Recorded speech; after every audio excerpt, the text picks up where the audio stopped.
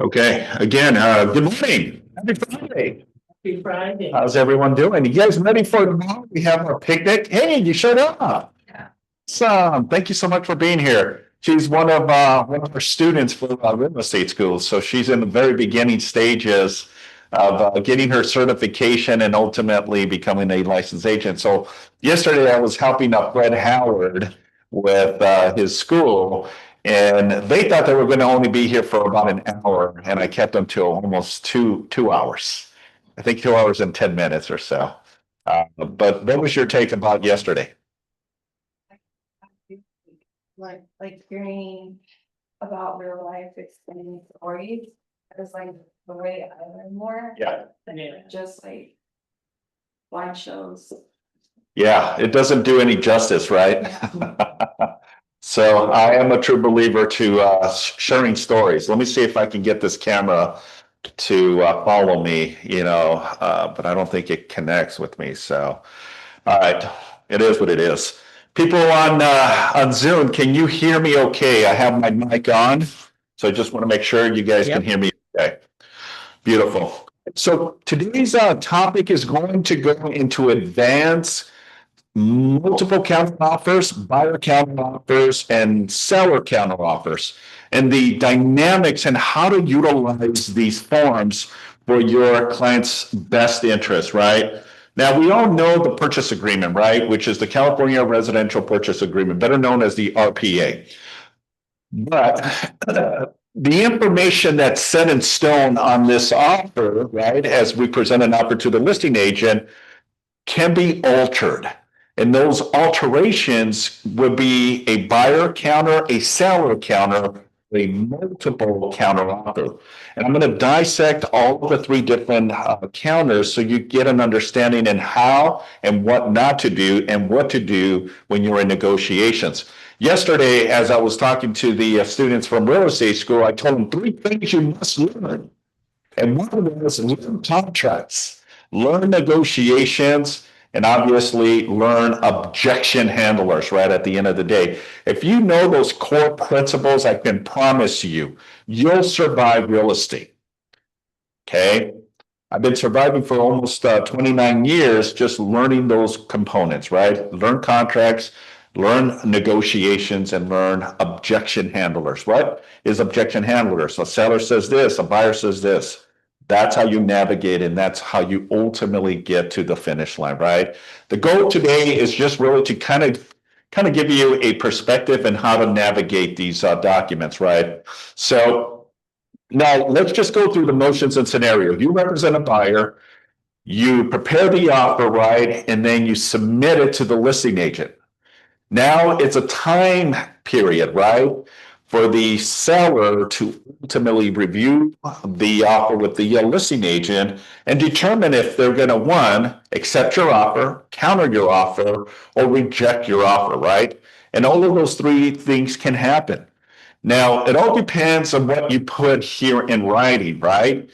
But you also have to understand your role. You got to also understand the market. You got to understand what your position and how you're going to navigate this to get the ultimate of an offer accepted, right? Because the whole purpose is to get an offer considered, okay? And ultimately open escrow, right? That's the end goal. But it's all driven in what you put. It's based on price, terms, and conditions, right? So why am I bringing up the purchase agreement? Well, for the simple fact is there's language in there that will now pivot and take us into a different scenario, which would be the counters. All right, so let's go ahead and dive deep. So everyone, and I know we've already talked about the offer itself. Okay, thank you so much. And I want to focus on, we've reviewed the offer. And now the seller says, look, there's things in there that I just, I'm not too in agreement, right? So the beautiful thing is when an offer comes in, doesn't necessarily is set in stone. The listing agent and the seller can now modify whatever terms they feel in favor to themselves, right? Because anything that the buyer and the buyer agent puts on the grid will dictate ultimately where the seller will position themselves. So if they are going to counter, right, they're going to go to the very end of the purchase agreement.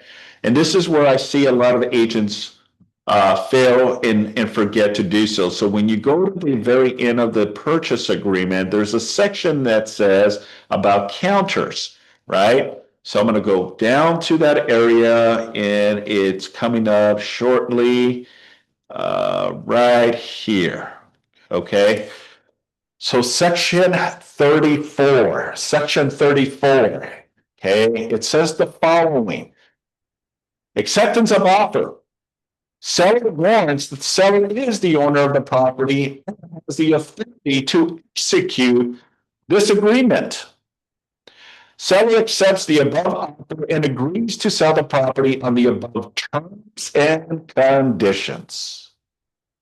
Seller has read and acknowledged and received a copy of this agreement and authorizes agent to deliver a signed copy to the buyer.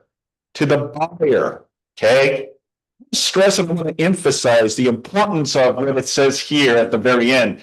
Deliver a signed copy to the buyer.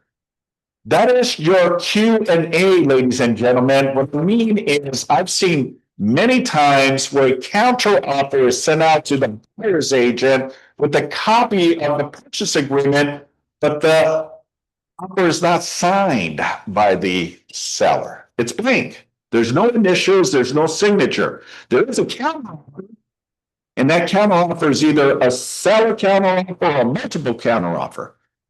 But if we're not following the instructions of what it's saying here, it says deliver a signed copy. Meaning we reviewed this document, right? We acknowledged this document and we have signed this document. So your job as a agent representing the seller is to sit and consult and go through the motions of the offer. Mr. and Mrs. Seller, here is the proposed offer based on what the buyer is requesting, right? Based on price, based on terms, based on conditions, right? Because that's going to dictate if they're going to either accept it or counter. Now it goes into, and it says further, seller accept is subject to the attached counter offer or backup offer addendum or both. Check below. Okay, and it gives you some options. Seller counter offer, part form SEO, SMCO. Okay. So if the listing agent and the seller came to some terms that they want to alter your offer, this is the opportunity to do so. So make sure, one, that the seller signs the offer, and then two, that you check seller counteroffer. Okay? Because then it goes into the next phase of the negotiations. Remember, there's negotiations in the very beginning, there's negotiations during escrow, right? And there's negotiations sometimes as we get closer to closing. It's your job to be able to navigate the ship, right? To get it to the end successfully. But it's your responsibility to educate your clients and navigate what they want, right? And then put it in writing. Okay. Any questions regarding 34 of the RPA? Acceptance. Okay. Because a lot of agents feel that if they sign this, they're obligated. Now, bear in mind, folks, you got to be very careful and distinguish one from the other. The seller, single, the multiple, meaning multiple buyers are submitting offer to your listing, and which form to use. Because if you send a single SCO and that buyer comes back and accepts your seller counteroffer, then you have what's called a binding agreement once it gets returned to you. Now you're bound by the terms of what you created between that buyer and the seller. Okay. So if you have a multiple offers and you're sending multiple offers to different buyers, then you would not use the SEO and send two different SEOs, because if they both submit and accept the terms, you're kind of stuck. You got two buyers that now can argue the fact that they are in position to open escrow. We call that lawsuit. What's that? We call that lawsuits. Absolutely. Yeah. Absolutely.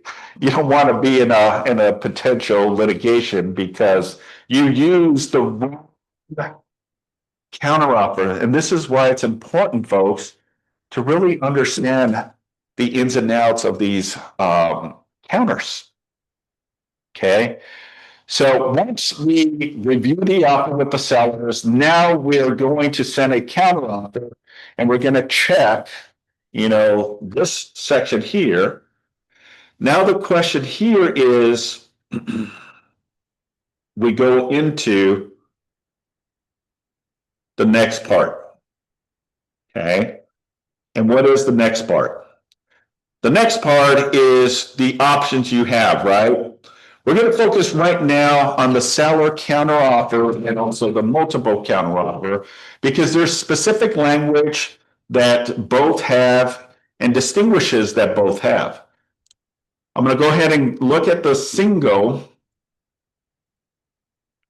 counteroffer, and it says the following: seller counteroffer number, and it's blank. What do you think we're going to put there? Why not 2? Why not 3? Why not 5? Maybe it's your favorite number, 23. Okay.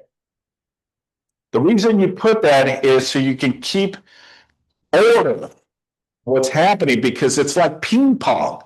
You're back and forth, and you want to make sure that you're clear on what that looks like. Okay. You want to be clear on what that looks like. So yes, you want to put, this is the first counteroffer to the buyer's offer. Okay. I submit an offer. I review the offer with the sellers. The seller says, look, let's change the price. Let's change some of the conditions and terms. And we're going to send a single seller counteroffer because we only have one buyer. Okay. We only have one buyer right now. So this is the scenario we're playing, is we only have one buyer. We're in negotiations. The seller wants to entertain this buyer because this is the only offer we have. Okay. So we'll go through the motions of it and utilize this. But it also says may not be used as a multiple counteroffer. So they're telling you in Lane's words, hey, if you have multiple buyers, don't use this one. Because in the past, agents fail to understand that you don't send two of the singles to two different buyers. Because as Steve mentioned, that can open up a can of worms and a liability. Because if two buyers said, well, I accept it, I'm entitled to open escrow. Well, the other buyer may say the same thing. I accept it, so I should be entitled to open escrow, right? And now you've got two buyers and you're putting yourself in a position you just don't want to be in. Make sense? Okay, are we clear on that? The day the counteroffer was prepared, and it says this is a counteroffer to the purchase agreement or buyer counteroffer, right? And remember, it's a distinguished one, right? One is from the seller, one is for the buyer. So don't get confused and think that as a buyer's agent, maybe I should use the seller because it's going to the seller. No, it doesn't work that way. This is the intent from the seller to the buyer, not the buyer to the seller, because I've seen this happen quite often, folks, where they think that the buyer agent needs to send out the seller's counteroffer because it's going to the seller. It's not that way. Does that make sense? Am I clear? Seller is giving a seller counteroffer to the buyer. A buyer counteroffer is a buyer sending it to the seller.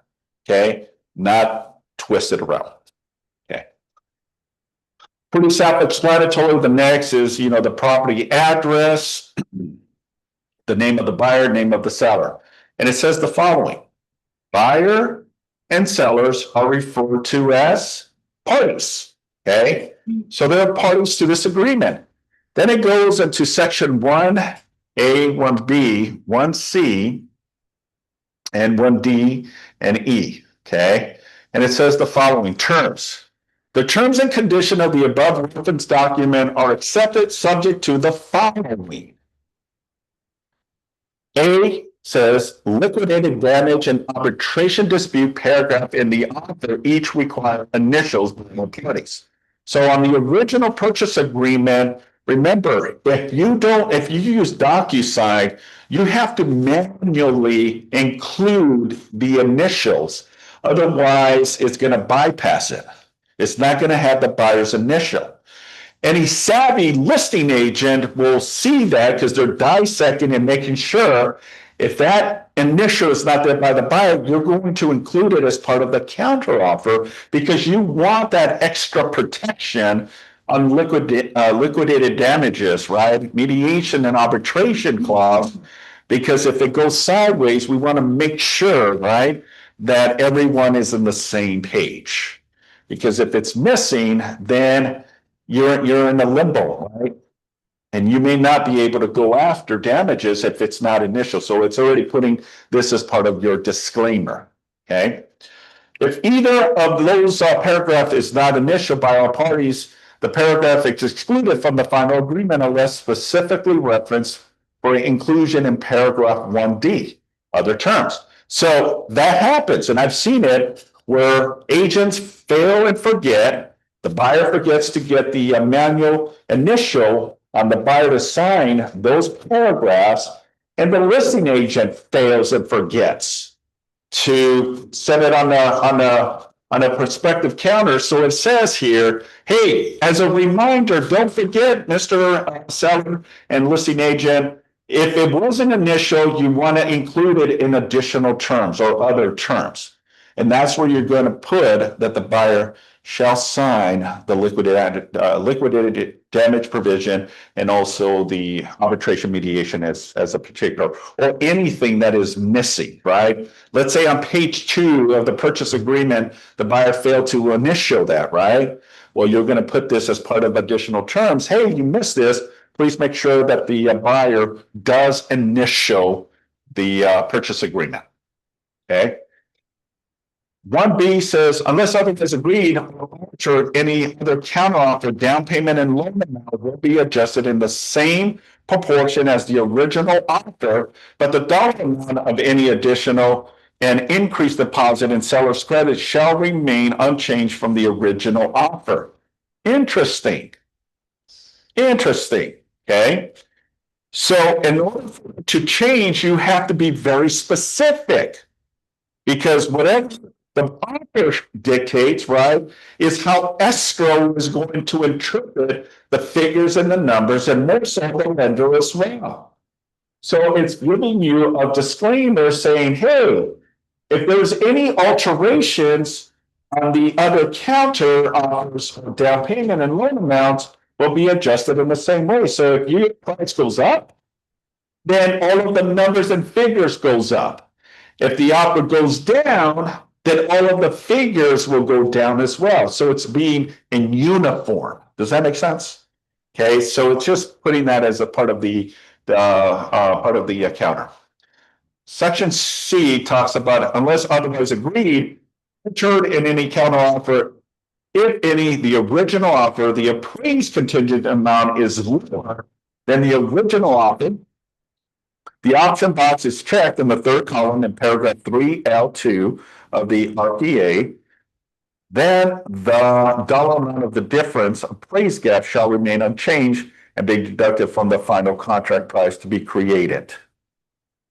The final appraisal contingency amount, as an example, if the purchase price in the offer is $1 million and the buyer reduces the appraisal contingency value to $950,000, right, which is the gap, saying that, hey, I'll submit an offer at $1 million, but I'm also putting that appraisal gap for $950,000, meaning that if it appraises between $950,000 and $1 million, I, as a buyer, would be responsible to bring in the difference to make this work.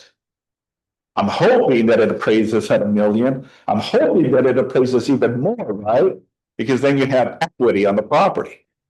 But I'm also okay that if it does have a gap between $1 million and 950, I will contribute the difference to make this work. If the appraisal is less than 950, then I have three options. Option one is to renegotiate with the seller and see if the seller is willing to take the lower appraised value. Let's say that it appraises at 980 instead of 950. That means it's not just $50,000 gap, but it's also an additional 10,000. So there's a $60 discrepancy. But if I have this gap involved, right, where I as a buyer put that stipulation, that means I'll come in with the 50,000 and I'm asking for the seller to come in with the $10,000 or reduce it for $10,000 to make this work. Does that make sense? Okay. So that's kind of the interpretation on this. So then it goes and further says about the appraisal gap of 50,000 if the purchase price is increased to 1.2 million as a result of the counteroffer, the appraisal contingency value shall be adjusted to the 1,150,000 from the 1.2 less and subtracting the $50,000 if the property appraised value is 1,150,000. Buyer may exercise buyer's appraisal contingency right to cancel this agreement. Now, the beautiful thing, folks, is that one is this is the reason you have these layers of protection, right? Because once you enter the original purchase agreement, and now you put it on a counter offer, and the buyer or seller agree to it, then that alters the original purchase to whatever this is. This is just a backup or a backup to the offer and the layers or the tail of what you agree to. As I said earlier, this is like ping pong, right? You're back and forth, because if the buyer is not in agreement to the terms of the seller, you have the option, you meaning the buyer has the option. I'll explain it here. So on section D, this is where you're going to throw all your terms. You're going to clean up the purchase agreement. You're going to put in stipulations that the seller wants as part of their terms to make this work for their best interests. Okay, so let's say that the offer is one of the changes, right? So the first thing you're going to put is, and I was taught this, is always put numbers, right? So you can reference, right? So I try to go with the list of things that are by categorized, right? So if price is the first thing on the RPA, and that's going to be one of the negotiating tools, and I'm going to use that as part of my first, my second, my third. Follow the RPA, and it just gives you a better streamline. So when the buyer's agent reviews it with their buyer, they'll have a flow to mirror the purchase agreement. Does that make sense? Okay. So let's just say that the first thing is the price, right? So then we'll say price shall be highest and best as an example, right? Have you seen that? Have you seen that wording on there? Hey, highest and best. Okay. What that means and what that's saying to the buyer is, hey, we want to negotiate the price. Okay. So bring your best, bring your A game, bring whatever you feel comfortable going up, because obviously we're not accepting the offer you submitted. And that offer can be at asking, that offer can be below asking, right? It doesn't matter. Because a good listing agent, their strategy is to squeeze as much out of the buyer to get them to where the sellers want to accept that offer, right? And it's also on the buyers too. They're trying to squeeze as much as they can to get the best rate and terms for their position as well to move forward. That's the beautiful thing about negotiations. Price may be one of the biggest factors, or price may not be part of the biggest factor. Maybe the sellers are okay with the price because they went above the listing, they went above the asking price. Let's just say, for example, that the offer, the listing price was $1 million. And it just came on the market and this buyer truly wants it because they've been wanting to move into this neighborhood, right? So the agent says, look, I know this area. They're going to get a lot of offers. Let's just try to submit and see where it sticks. Okay. The buyer says to the agent, so what do you think we should submit? Well, honestly, I'm not buying the property. You got to tell me where you feel comfortable. Now, I think the price is good. But if you don't want to lose this opportunity, then you want to be aggressive. Maybe you can go up a little higher, but it's up to you. In hopes that if you don't want to go any higher and see if we get a counter offer, which is perfectly fine. Let's go with that and see. So you submit the offer, and now the counter offer reflects price shall be highest and best, right? So now that I'm having a conversation with the buyer, I'm telling the buyer, listen.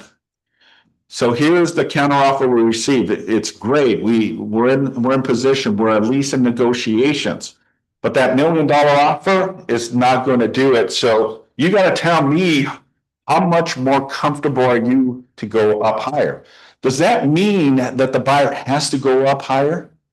Absolutely not. But that may also be a position where we may not get the offer accepted, even if it's a single counter offer, because maybe the strategy for the listing agent and the seller, they have a number already in hand where they know where they'll go ahead and sell it to the buyer. But we haven't hit that threshold because it wasn't $1 million, but it may be $1,050,000 or $1,025,000 or $1,030,000. You see where I'm going with this? Okay, hold that thought. So then let's just say that that's part of the seller's position. The other may be you put a 30-day escrow, right? And based on the information that I got, because we got a copy of your pre-approval with the lender, we'll say that we want you to close sooner than 30 days, because maybe you put 30 days. But I've known that this company can aggressively close escrow in 20 days or 25 days. So you want to keep it as very tight and put the pressure on the buyer, because if they want this property, they're going to bend backwards to make it work, right? And just because the seller puts this in position doesn't necessarily mean that the buyer has to accept it. Okay. And I'm going to share with you what the next step is. But let's say that number 2 is COE shall be 20 days. Okay. Or sooner. Okay. So let's say that that's number 2, right? Close of escrow shall be 20 days or sooner. So that means that if you threw in on the offer 30 days, we're altering and scratching that. Now you got 20 days to perform, because that's what I put as part of my condition, right? The next, let's say, is your compensation, right? So let's say that the next is you submitted an offer for 3% commission, right? Or concessions as part of your negotiations on G2 or G3, right? On this counter, you're going to say, concessions shall be 2.5%. So you want to make sure that you are in alignment with the offer and what the seller's wishes are. Because if you submitted a 3% concessions, they have the room to negotiate. It's not like it used to be before, where on the MLS, on the very bottom of the MLS, you saw what your compensation is. Commissions is now a negotiating tool. Now, the question I get, and I was just speaking with escrow on this, They're saying, hey, can we still ask for a copy of the BRBC? And can we put that as part of our condition? And what do you think the answer is? If a listing agent is asking for a copy of your BRBC, which stands for your buyer representation agreement, and it's put on a counteroffer, does that mean that the buyer's agent must supply that as part of the condition? And the answer is, yeah. Because if you don't follow the rules and you don't play by the game and the rules, they're going to put your offer to the side and wait for another one that is willing to play the game. But this is again why you have to have constant conversations, folks, with people to know how to navigate the ship. Because if my buyer wants this property, I'm going to do whatever it takes to get them the property. And I've heard from agents is, well, we don't have to anymore. Technically speaking, yes, you don't. Last year in August around this time, it was a requirement when you submit an offer, you also had to include the BRBC. That was a requirement. December of last year, it changed where it wasn't mandatory. It's only upon request. So if they're requesting a copy of your BRBC, then that's part of the condition. And if that's part of the condition, why would you not include it? What are you hiding? Right? Because they want to know, one, do you have representation with this buyer? Two, what are your terms? Three, what is your compensation that you're charging the buyer? Because if those numbers don't align to your offer, right, we cannot give more than what the BRBC shows. So if they put a 1% on the buyer representation agreement and you submitted a 3%, there's a discrepancy. Okay, how do you cure that discrepancy? Well, you have to do a modification of the buyer representation agreement to align to the 3% of your wishes to get paid for services rendered. Otherwise, I see that as a listing agent, then my counter is going to say concession to the buyer shall be 1%. If buyer's agent is not happy, so be it. Then you shouldn't have requested, a 3% without providing a upgrade on the buyer representation agreement. Okay. So the beautiful thing about the counteroffer, ladies and gentlemen, it allows you to modify anything and everything regarding the terms. The more specific, the better. Because if you're not specific, then it questions what your intentions really are. Okay, because I've seen it as well when it comes to, calendar days on market and all this fun stuff. The more clear and concise, the better you're going to be to not have any confusion. And this is where a lot of confusion sometimes happen.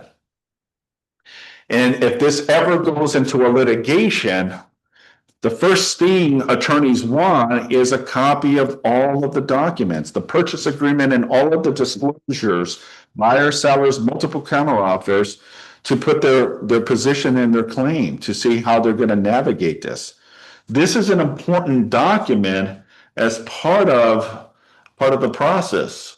Let's see here. Do we have anyone signing up? Simon, your mic is a little on and off. Okay, thank you. Let me pull it off. I'll do that. Hopefully that will help. Lily says, when would it be a time to suggest this to the buyer, for example? What do you mean? So Lily? she wrote that when the appraisal stuff was coming in, which about the appraisal box. Oh, got it. Yeah, Okay. the appraisal box and suggesting that they should do an adjustment of that nature. Got it. Okay.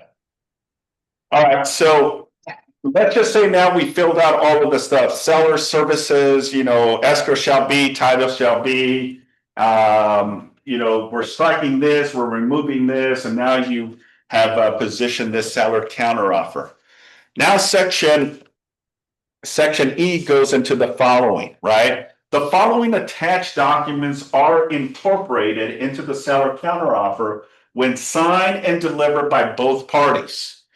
If both parties do not sign and deliver all attached addendums, then any acceptance of this seller counteroffer is not valid. So if you're going to include anything else other than just the seller counteroffer, you need to check if you're going to include an addendum. If you're going to include this as a backup offer because you didn't do the multiple counteroffer and this buyer came back and accepted the terms, you cannot rescind or withdraw that once an acceptance is. You have to go through the motions and the flow of escrow. Well, Simon, how do I get out of this circumstances if we accidentally send the wrong counteroffer and now we're trying to back out? Well, you can. Once it's accepted, now you're held to a higher standard. You're accountable. Your seller's accountable to it. So you got to go through the motions of opening escrow, okay, and in hopes that they don't perform in other conditions. Not having the deposit within the time frame, not releasing contingencies in a time frame, not signing documents on the time frame, then that's going to be your way to exit and ultimately get out of it. But if you do have the time, you can also rescind a counteroffer. So let's just say, for example, an offer comes in today. I present the offer to the seller tonight. The seller says, okay, let's send a counteroffer because you only have one buyer. Let's put this in terms of what I want. You send the counteroffer this evening. You wake up in the morning at 5 o'clock and you see on your inbox an offer from another buyer. What do you do in that circumstances? You just sent out a counteroffer last night to a potential buyer that is in negotiations currently with the seller. And now in the morning you wake up and in your inbox there's another offer coming in. What's your position? What do you do then? Okay. I know, Steve, what you're going to do. So very simple. You're going to talk to the seller and say, hey, good news, we got another offer, but so we have that other offer that's lingering. We're going to have to do what's called a withdrawal of offer. So you immediately prepare the WO form and immediately send it to the buyer's agent that you sent the offer last night, the counter offer, and send a nice little email. Hey, we just wanted to let you know we've got another offer. We're sending or withdrawing the counter offer, and now we're going to now include you as a multiple counter offer. They're still in the game, doesn't change their position to not be in negotiations. But what it changed is the opportunity now that you got two buyers that want the property. And now you're in a multiple counteroffer scenario where now you can help push better terms, better conditions, and an offer that may be more appeasing to the seller. Okay. So in essence, you're going to transition and ultimately send the withdrawal of offer and immediately send both the parties a multiple counter offer. Okay. License to remain in possession. Okay. If the seller is requesting, instead of writing it on the counter offer, just check seller license to remain in possession, form SIP. That's occupancy up to 29 days. So as part of the condition that the seller says, look, I know they're pressing hard that they want us to close in 30 days, but I've been here for 35 years. It's going to take me a little bit more time for me to relocate back east. I need more time after we close, but because I don't have the proceeds, I cannot start moving before I need the sale and the proceeds in order for me to get a moving truck company to take my stuff back east. So what I'm asking is for a seller to stay in the property or in possession for X amount of time. The maximum time that is given is 29 days or less. So maybe the seller doesn't need 29 days, but they only need 1 week or 2 weeks. So part of the condition and also the negotiations is that they want, say, 7 days after rate closes. So once it officially records, the next day starts your 7 days, your 10-day, or whatever amount of time necessary up to 29 days. Make sense? Okay. The next one is seller purchase of a replacement property. Let's say that this is a condition, right?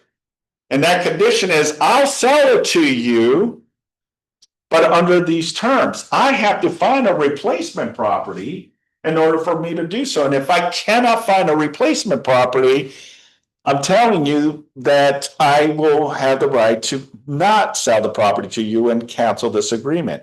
So it's a disclosure and a disclaimer to the buyer, giving them heads up, right? That they will sell it to us, but under the condition that I will find and identify and close concurrently on my replacement property.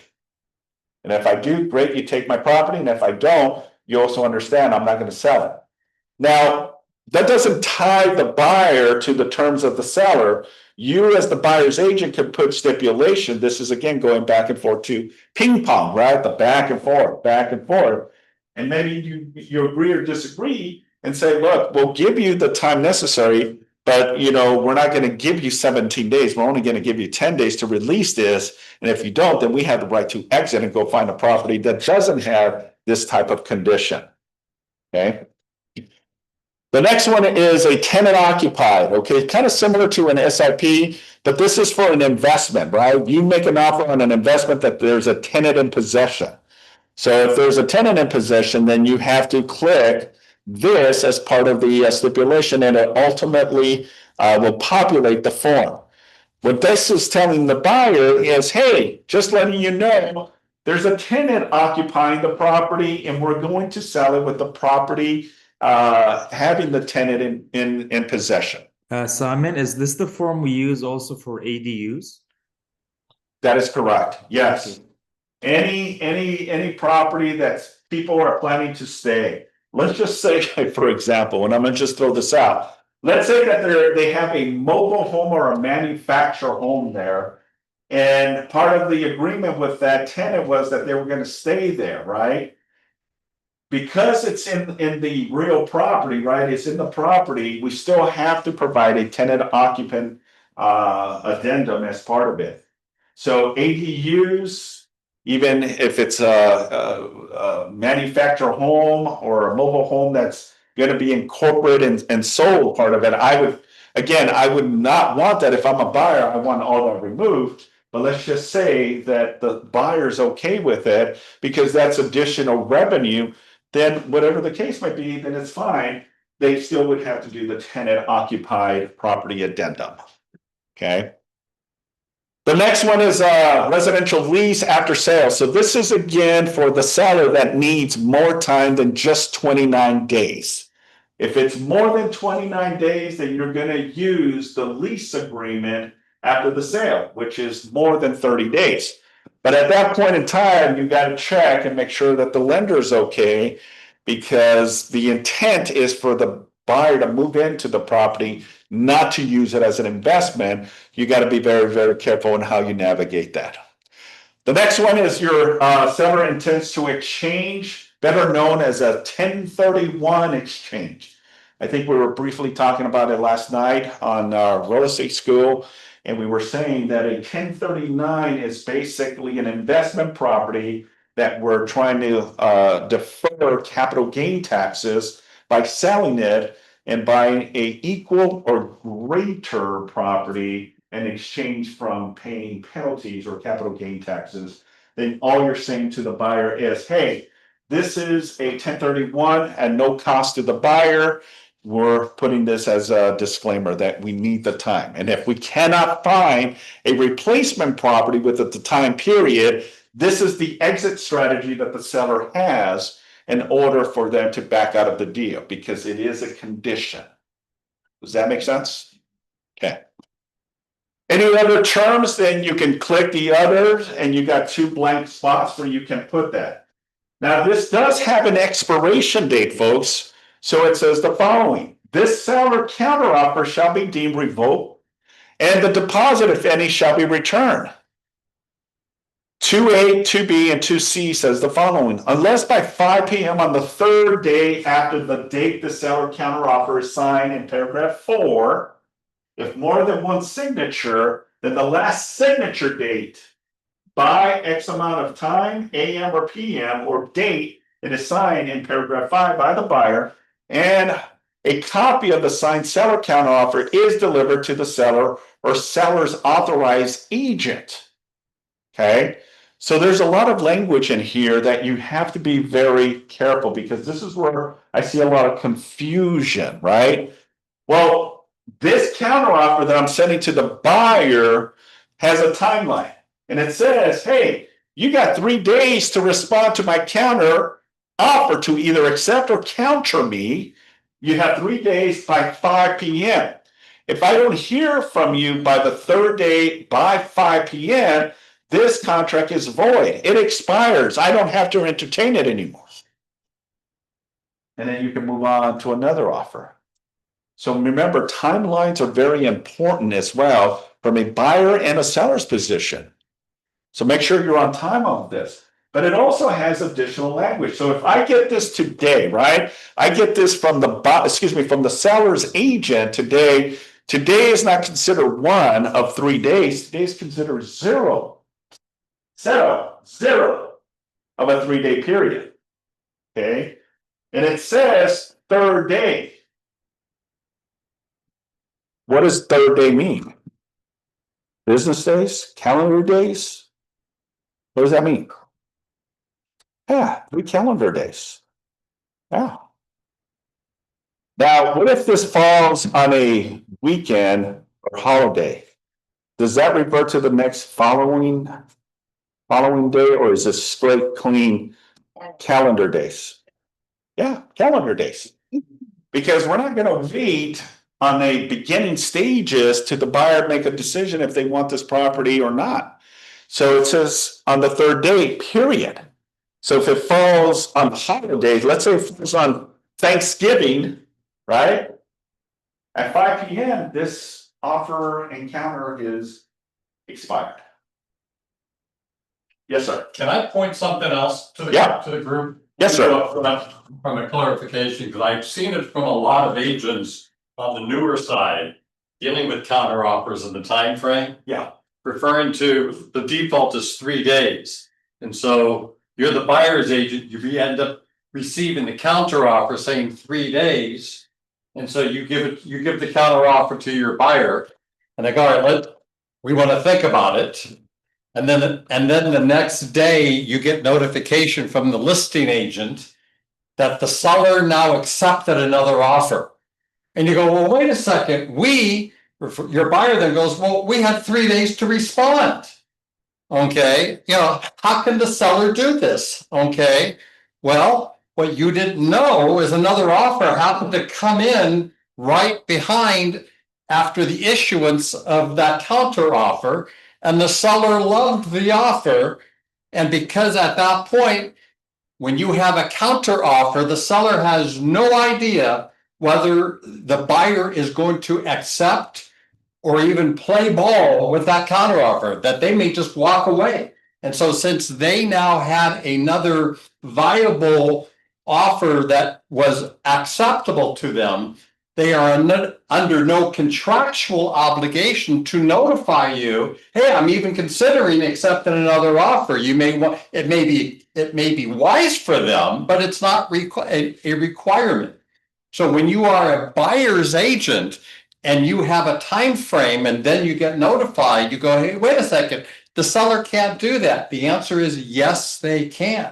So what's important for you to communicate with your buyers is, although we have 3 days to respond, understand that does not mean something else couldn't come through the door to that seller, that the seller could then negotiate and or immediately accept without even letting us know. So time is of the essence, okay? However, if nothing else comes through the door and you now respond on the third day and nothing else, and your buyer now accepts, then yes, then it becomes binding at that point. But don't make the mistake thinking just because a seller issues out a counter offer and it has a 1 day, 2 day, 3 day time frame as the expiration, that your buyer now can take the full time and feel protected that, all right, as long as I signed about that deadline on the 3rd day, that the property is going to be theirs. Nothing is guaranteed until there is an acceptance, between the parties. Any questions on that? Does that help clarify? Great. So I wanted to share. Awesome, thank you, Steve. Okay, so section B goes into if seller withdraws the seller counteroffer anytime prior to the buyer's acceptance by 1, communicating the withdrawal to the buyer or the buyer's agent. And this is again where the form WOO may be used. Okay. So again, offer comes in, seller counteroffer gets sent out to the buyer's agent, and now another offer comes in. Your best practice to avoid any conflict is to immediately prepare the WOO form, send it to the buyer's agent saying we're rescinding because we got another offer coming in. Because the minute that the buyer agent accepts the terms, sends it back to us, okay, that may put us in an obligation to open escrow because we have somewhat of an accepted offer, okay? Section C goes into if seller accepts another offer prior to buyer's acceptance of this seller counteroffer. Okay, so it puts a disclaimer in a position that that may happen. Number 3 goes into marketing to other buyers. Seller has the right to continue to offer the property for sale. Seller has the right to accept any other offer received prior to an acceptance of this counteroffer by buyer as specified in 2A and 5. In such event, seller is advised to withdraw the seller's counteroffer before accepting another offer. Okay, so it's already putting all of this in place. Best practice, do the right thing, don't piss people off, and all of these new changes have drastically changed where before it was so set in stone, now it's kind of loose. Okay, so in essence, you got to be kind of careful in how you navigate it. But based on this information, it says that, yeah, the seller, as Steve said, the seller may accept another offer and may go with another offer. And it's really in black and white that the buyer and the buyer agent cannot dispute this because it says on paragraph number 3. Okay. Number 4 goes into seller makes this counter offer on the terms above and acknowledges receipt of a copy. By making this counter offer, any previous offer or counter offer can no longer be accepted.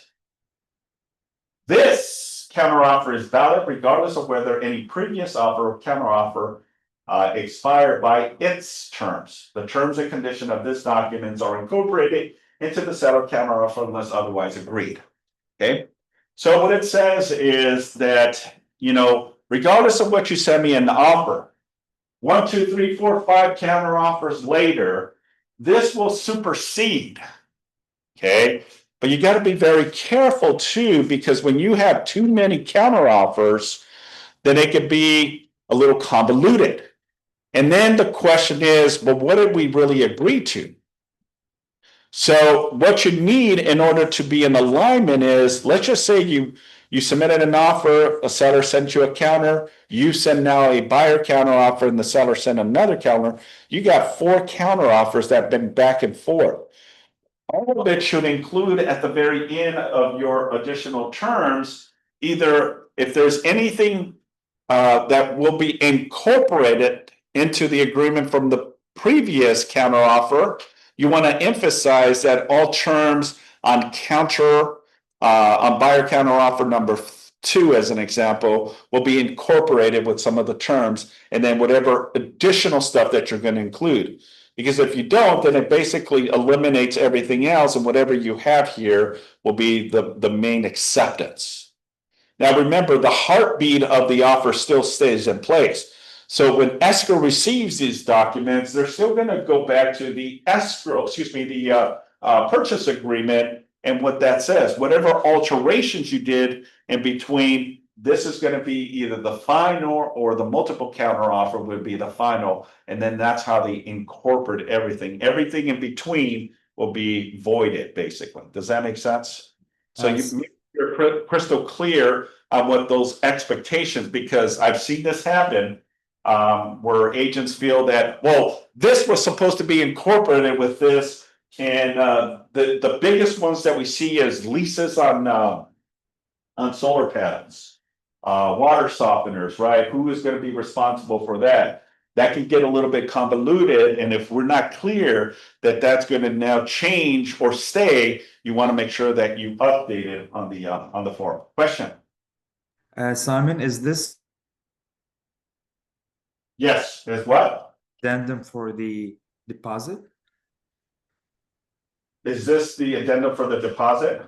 No, I'm asking if this is when we also send along the addendum for the, because we've mentioned this before about liquidated damage, that if maybe the buyer offered 1%, right? As a, so if we want to make it 3%, is this when we do it? Is it at this stage? Yes. Yeah. Okay. In this section, and let's just say that we put all kinds of jargon, right? Let's just say we put all of this jargon here, right? And I'm just using this as an illustration. Don't worry, because you're saying, oh my gosh, what happens if all of this doesn't fit? What it'll do, it'll provide you with a supplement to this existing counteroffer, okay? So even though it's filled and it says, oh, I don't see paragraph 25. I'm just being funny about it. Don't worry, it'll create a supplement agreement that incorporates with the counteroffer, okay? But yes, to answer your question, yeah, if you have a deposit issue that a buyer only put in, 1%, and you want the buyer to put in 3%, then yes, this is on other terms. You're going to include buyer shall put in 3% of the earnest deposit into escrow. Something to those words. That's where you're going to put it. Okay. All right. Any questions regarding this section? All right. The next is, because this is a counteroffer and the seller's going to sign here confirming their terms, right? Because these are all terms that the seller is wishing that the buyer accepts. Then it says that once the seller signs here, then the buyer will receive this. Now the buyer on section 5 has a couple things that they can do. They can either accept, right? It's part of the acceptance. I or we accept the above counteroffer. Okay, and if they do accept it, they're going to sign and date. If they don't accept the terms of this offer, then what they need to do is click here, and now is counteroffer number 1. Okay. So you're going to put this, let's just say, because remember, it's not 1, 2, 3, 4. It's 1, 1, 1, 2, 2 as part. So if it's a seller counteroffer, it's going to be 1. If it's another seller counteroffer, is number 2. If it's another seller counteroffer, is number 3. And the same goes for the buyer. If this is their first buyer counteroffer, it's going to be 1. If they send out a second buyer counteroffer, then it's 2. It's not going to be based on what the seller has. So if the seller has 2 as a counteroffer, you're not going to say, well, this is counteroffer number 3. Okay, because this is in alignment to the seller counter, not the buyer counter. Does that make sense? Okay. All right, so if the buyer is going to send out an attached counteroffer, then they would check, and they said this is going to be our number 1 counteroffer or number 2. So that way, when I receive it as a listing agent, I'm going to reference, okay, this is the first one. So if I have to go back, I can now distinguish where the timelines and how the terms were factored in. All right, section 6 talks about late acceptance. If the date of the buyer's signature in paragraph 5 here is after the expiration specified in paragraph 2A, and if we go to 2A, right, remember 3 days after, Buyer's acceptance is only binding if seller agrees to a late acceptance. So the seller can and cannot accept if they wish to. They could or couldn't. Don't have to accept it. So it says seller agrees to the late acceptance by signing below. Okay. If this is again only if it's a late counter. If it's not late, then you leave this blank. The seller doesn't have to sign, because I've seen it. Simon, do we need to sign section 6? No, it's only if it's a late counter offer, then yes, as confirmation, then yes, this is why it says ratify the acceptance and agrees to the terms of the seller counter offer. But if you don't have a late one and they respond accordingly to the timelines, then no, you don't have to sign that section. In legal terms, it's referred to as a voidable contract. Is Correct. what it's referred to as. The seller could void it, referring to the signatures came in late. Yeah. However, the seller can still accept it as well. Yeah, and remember, when I click some of these sections, what happens, it includes all of the additional forms, and as you can see, it included the tenant occupier. We're not going to go into details with this because today's class was about the counter offers. Okay, just quickly, let's go to the next one. Just so you know the distinguishes between both. So now we're going to go into the buyer's counteroffer. Okay. And just so you get an idea of what the buyer counteroffer looks like. All right, so the buyer counteroffer now is considered a BCO. You're going to go here as if this is their first counteroffer from their offer. Seller returns a seller counteroffer, and you're not in agreement to the seller's counteroffer, then you can, by checking the seller's counteroffer subject to counteroffer number 1, this is the counteroffer you're going to send. Then it says this is a counteroffer to the seller's counteroffer number 1, or multiple counteroffer number 1, right? Depending on what type of counteroffer you have. Again, the same component, the property address, buyer, seller's information, and it pretty much has the same lingo as the seller. So everything is pretty much the same. Expiration, okay, terms, offers, acceptance, not acceptance, okay. So again, once the buyer sends this, the buyer's going to sign. Now, section 4 says, well, does the seller accept the above buyer counteroffer? And if the seller says, nope, not going to accept it, then they now have to send subject to attached seller counteroffer. And what number it's going to be? 2. Yeah, it's going to be number 2. If it's a multiple counteroffer, then it's going to be 2, right? Depending on what type of agreement you have. Right? You started off as a single, but then you withdrew it, and now you're a multiple counteroffer, then you're just going to say that it's a seller multiple counteroffer. Then the seller is going to sign it, say to the buyer's agent and buyer, hey, this is subject to a new counteroffer, and the same lingo that it says about the late acceptance goes also for the buyer as well, and also for the seller.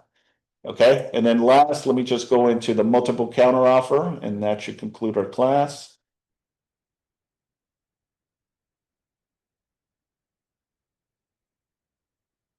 All right, so seller multiple counteroffer.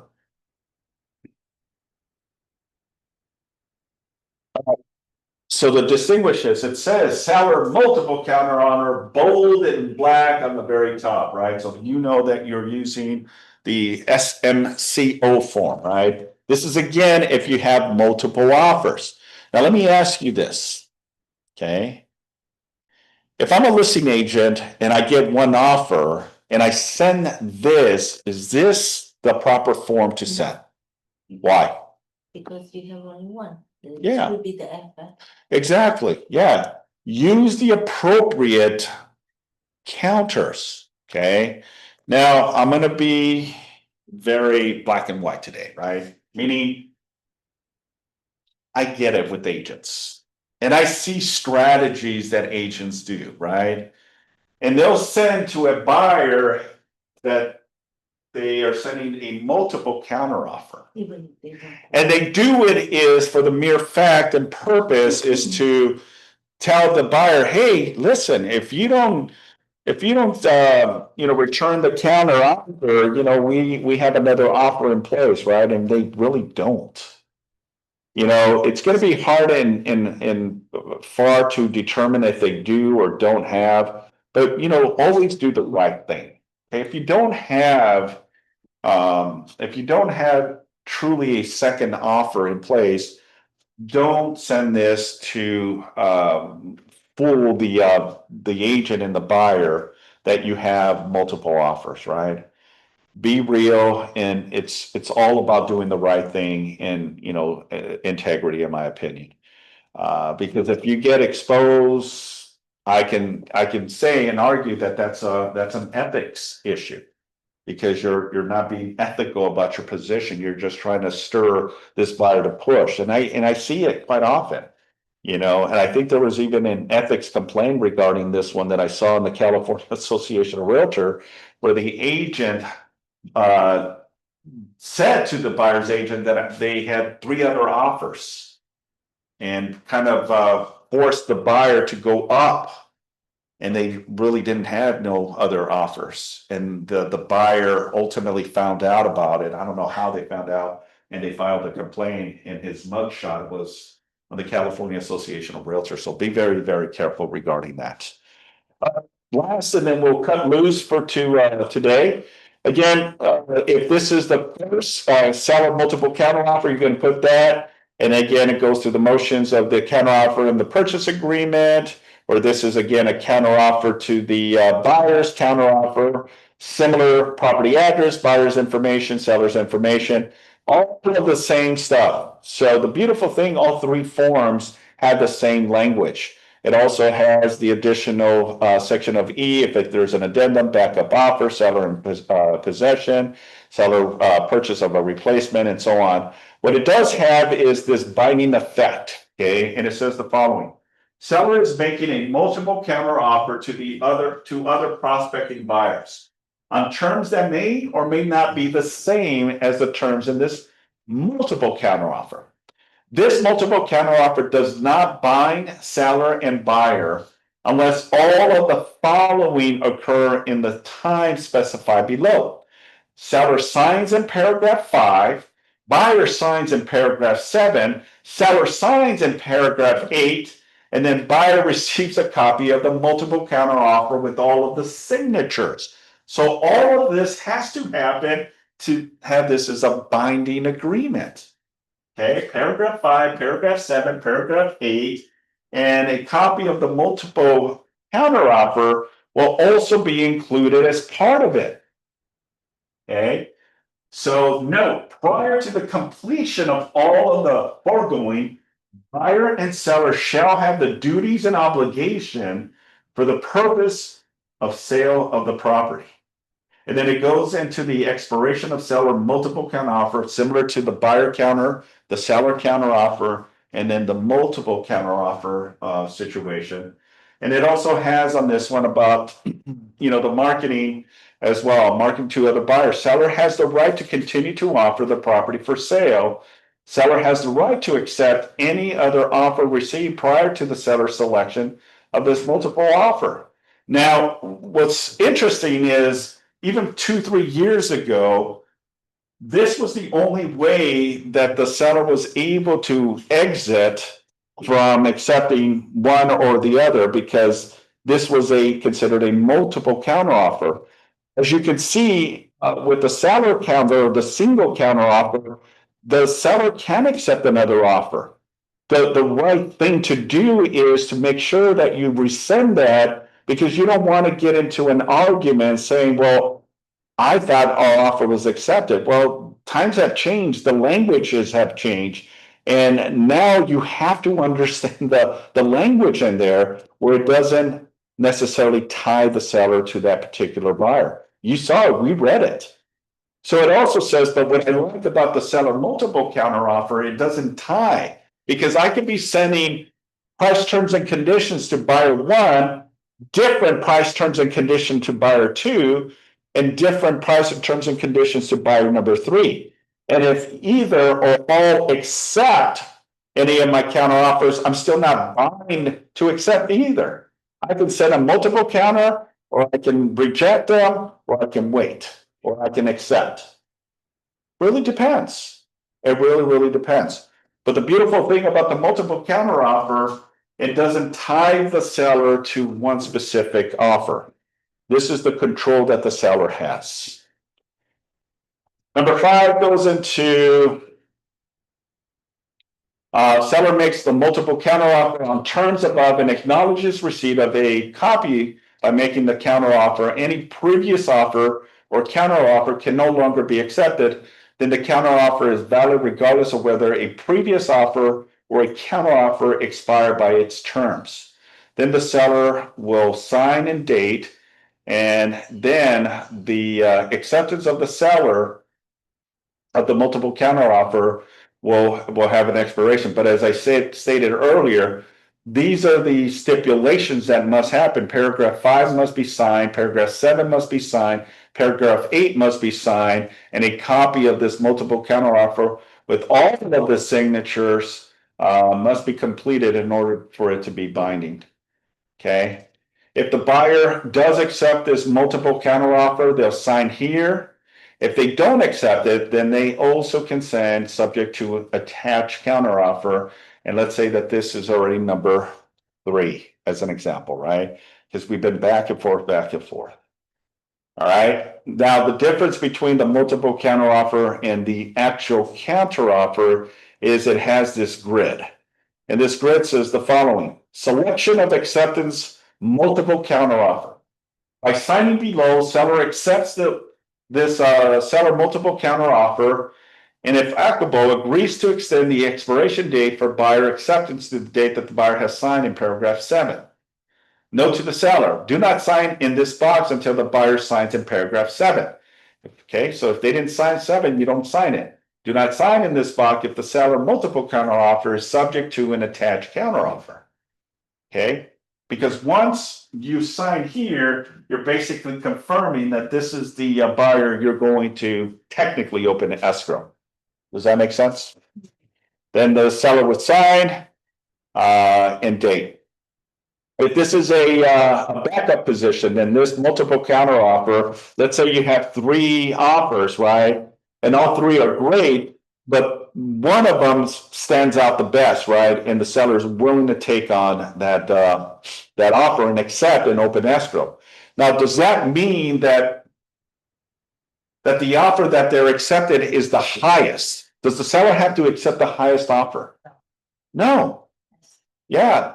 It may not be about the best price. They might be better off with the terms that they're offering. Maybe they're giving the seller time to stay after close of escrow to be able to move and relocate, right? Which is more favorable than $20,000, $30,000 for them. Who knows? So just because it's the highest one, and I know we're pushing for highest, because when we push higher on the price, what does that mean for our commission? Yeah, we get higher commission splits. So I get it. But in the mindset of a seller, it's not always about the highest price, folks. Okay. And I've seen this firsthand. They list the profit for $1 million. They get multiple offers, and they still go with someone that offers asking for $1 million. They don't go anything higher. It's their discretion. This is their house. They can do whatever they want. Okay. All right. So if that's the case on a backup, if they're going to use one of the 2 other offers that didn't get accepted, then you can tell the buyer's agent saying, unfortunately, the seller went with another offer, but we'd love to put you in a backup position. And sometimes that might be a good thing, because the buyer may not come through. If the buyer doesn't put their earnest deposit, a notice to perform, if the buyer doesn't perform, the buyer requests some ridiculous request of repairs, they don't iron it out, we end up canceling. If you have a confirmation of a backup offer, then it'll help you that one, check in with the listing agent, kind of see where they're at. And if it cancels, guess what? And your buyer hasn't found another property, you may still be in the running to get this property. So if that's the case, then you're going to include, what backup position is it? Are they 1 or 2 or 3 or whatever the case may be? And then you populate the BUO, data is attached, you get the seller signature, and you move on. The last part of it is if it's a late acceptance, is as the buyer counter and the seller single counter, it also has this and this information. All right. Questions, thoughts, or concerns regarding today's classes? Anyone on Zoom? All right.